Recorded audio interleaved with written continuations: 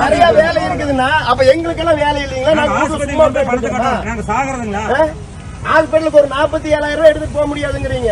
எப்படிங்க சார் எடுத்துட்டு போகாம இருக்கிறது? சரி 50,000 ரூபாய்க்கு இதுலயே சொல்றேன், செய்திலேயே சொல்றாங்க. அப்புறம் ஏன் சார் 50,000 ரூபாய் விட மாட்டேங்கிறீங்க?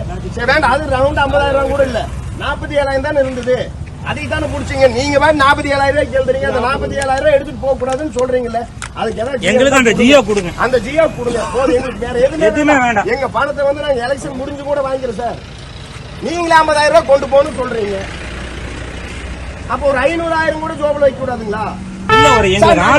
கேக்குறேங்க, நாங்க பப்ளிக் கேக்குற சொல்லுங்க. பப்ளிக் எங்களுக்கு ஜியோ கொடுங்க. அப்புறம் எப்படிங்க சார் ஹாஸ்பிட்டலுக்கு நாங்க எடுத்துட்டு போறது? அப்ப உங்களுக்கு 5,000 ரூபாய் கொடுத்து செத்தா பரவாயில்லையா?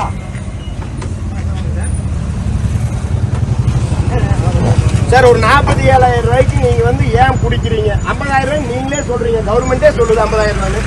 நாங்க லட்சக்கணக்கான 10 லட்சம் கொண்டு வந்தோமா, 20 லட்சம் கொண்டு வந்தோமா? ஹாஸ்பிட்டலுக்கு எப்படிங்க சார் எடுத்து போறது? மருத்துவமனை செலவுக்காக பணம் கொண்டு சென்றவர்களிடம் தேர்தல் பறக்கும் படையினர் பணத்தை பறிமுதல் செய்து விட்டதால் கடுமையான வாக்குவாதத்தில் ஈடுபடும் காட்சி வெளியாகி விமர்சனங்களுக்கு உள்ளாகி வருகிறது. ஒவ்வொரு தேர்தல்களின் போதும் தேர்தல் நடத்தை விதிமுறைகள் அமலுக்கு வரும்போதெல்லாம் பறக்கும் படையினர் தீவிர வாகன தணிக்கையில் ஈடுபட்டு பணப்பட்டுவாடாவிற்காக பணம், நகைகள், பரிசு பொருட்கள் ஏதாவது கொண்டு செல்கிறார்களா என தீவிரமாக சோதனை செய்து, கொண்டு செல்லும் பணத்திற்கு உரிய ஆவணங்கள் இருக்கிறதா என சோதனைகளை செய்து, ஆவணங்கள் இருக்கும் பட்சத்தில் அந்த பணத்தை திருப்பி ஒப்படைக்கிறார்கள்.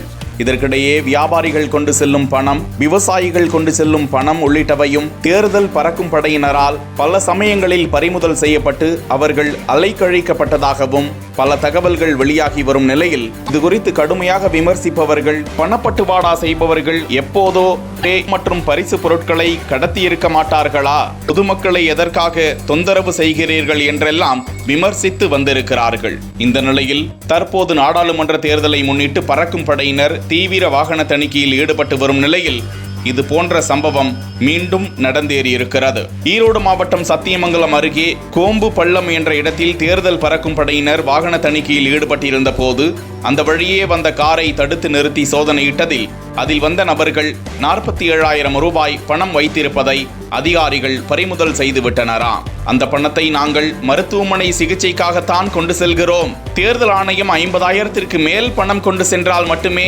பறிமுதல் செய்ய கூறியிருக்கிறார்கள், நாங்கள் 47,000 ரூபாய் மட்டுமே கொண்டு செல்கிறோம், இதனை ஏன் பறிமுதல் செய்கிறீர்கள் என கேட்டு பறக்கும் படையினரிடம் கடுமையாக வாக்குவாதம் செய்ய உடனடியாக அந்த தேர்தல் பறக்கும் படையினர் அந்த பணத்தை திரும்பி கொடுத்து விட்டனர். இந்த காட்சி தற்போது இணையத்தில் வைரலாகி விமர்சனங்களுக்கு உள்ளாகி வருகிறது.